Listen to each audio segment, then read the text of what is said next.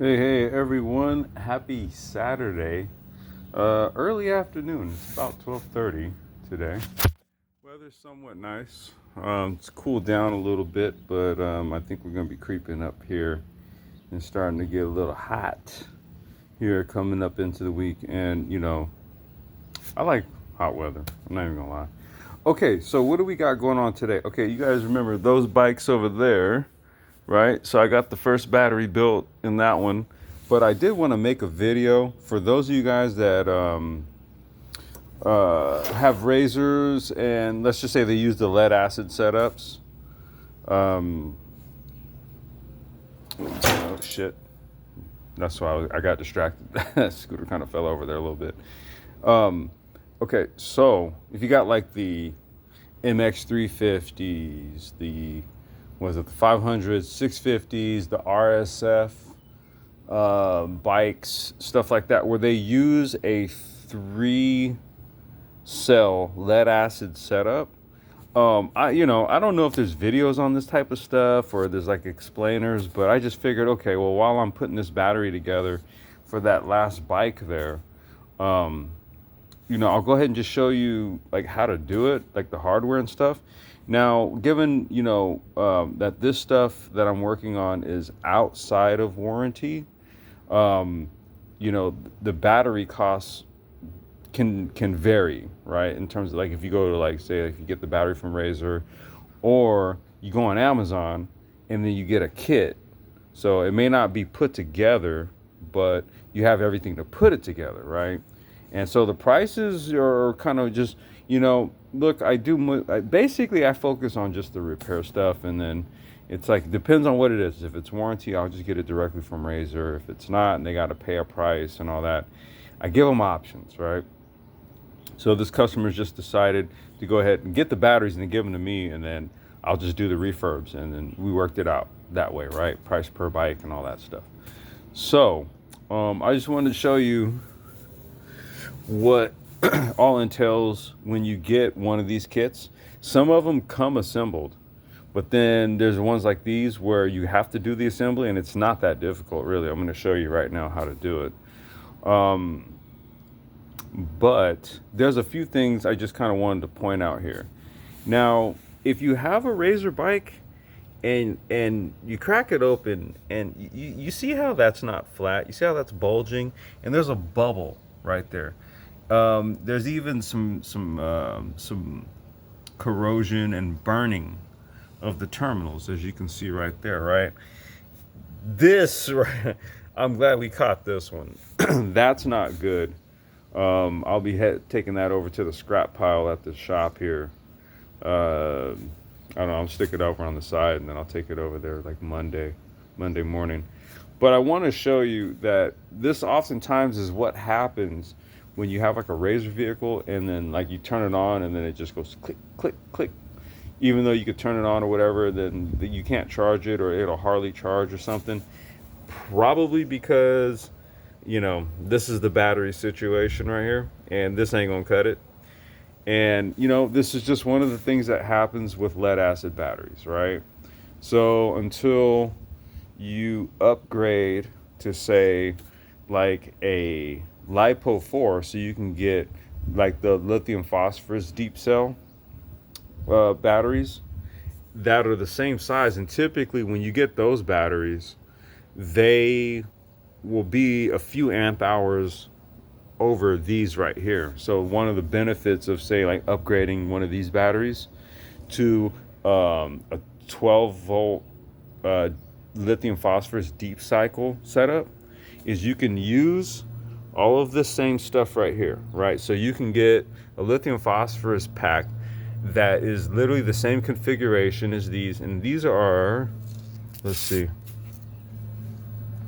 these are 12 amp hour. Okay, these are 12 amp hour. Okay, but I think I've seen lithium phosphorus deep cycle cells, like the sealed situation, like these right here, with these tabs.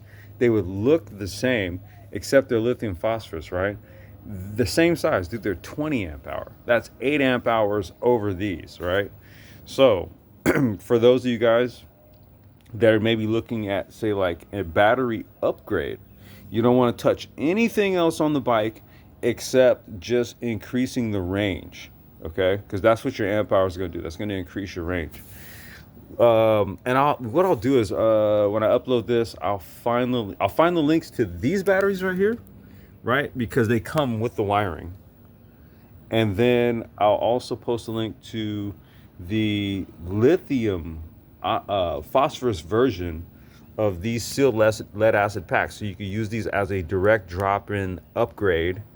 And this same side, this is a 12 amp hour, but the lithium phosphorus will give you 20. Same size. Okay? So I'll post those links in the bottom description thing when I upload this. Okay, so let me show you just real quick.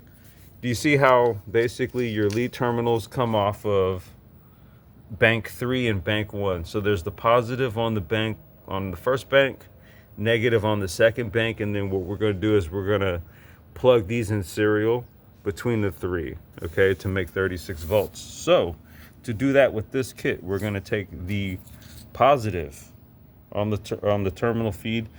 Okay, oh, the other thing too is you'll notice there's 3 fuses. On this one, they put a fuse on each cell, whereas this one, because this is the bridge cell, they put the fuse on the positive and the negative. So it's slightly different, but you know, it's okay. So what we're gonna do is, okay, and these are just push tabs, right? So we got positive here, then we're gonna take negative, okay? And this is for all your 36 volt setups where there's 3 cells, okay? And I can also show you a 24. Okay, so now we are on the ends, and then we're going to bridge the middle cell so that we can finalize the battery build. Okay. And the reason why the long one goes over here is because there's 2 cells. Oh shit, hold on. There we go. Got that one in.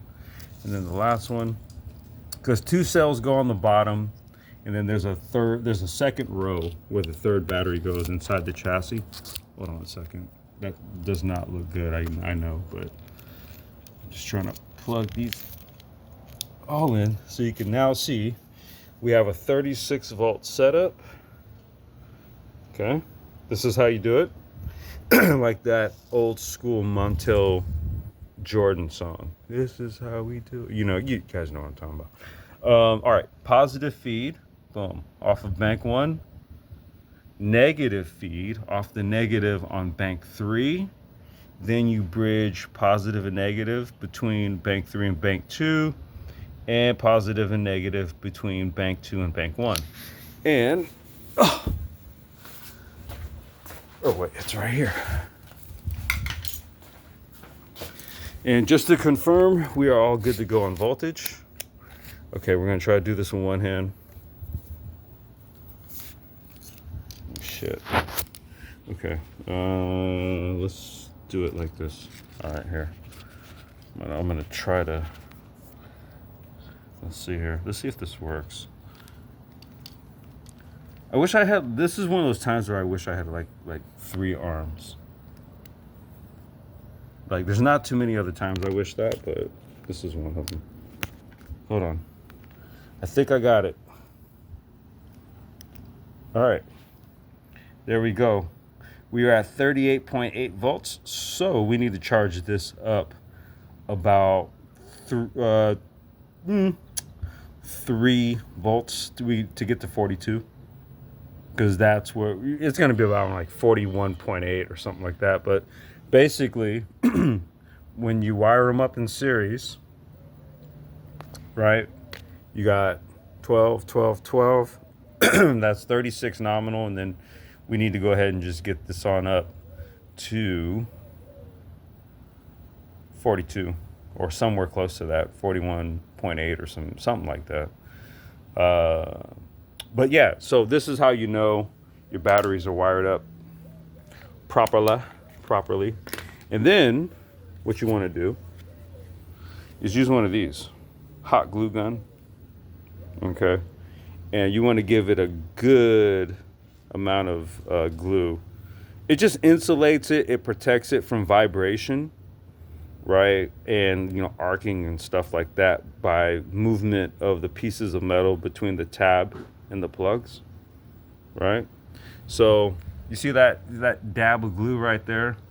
You know, I got a better example because that got roasted. You see this? You see how that looks right there? Okay, that's what you're gonna use this for right here. And that, I'll do that well, after I finish this video, but basically I hit these, I give them a nice good gabagoo, you know, hot glue. And that basically just kind of holds the plugs to the battery, and it waterproofs them, and it also adds a layer of shock protection. So you hit a bump, these things don't move around and potentially like break the tabs or something. So anytime you build these kind of batteries, final stage, you want to hot glue these. Even if the tabs are screw-in, because that's another thing too. These batteries also come with screw-in terminals. So let's just say the plug is literally like a Phillips screw, and you got to screw it in. You still want to dab that with some hot glue, even if it's like a screw-in terminal. So I'm gonna go ahead and conclude this video. How to basically build a Razor battery, with the sealed lead acids, and just kind of what to look out for, stuff like that, and how to test them, what the voltage should be, and just understand that your batteries, if they look like this, get rid of them. Okay, all right, you guys, have a good one. Peace.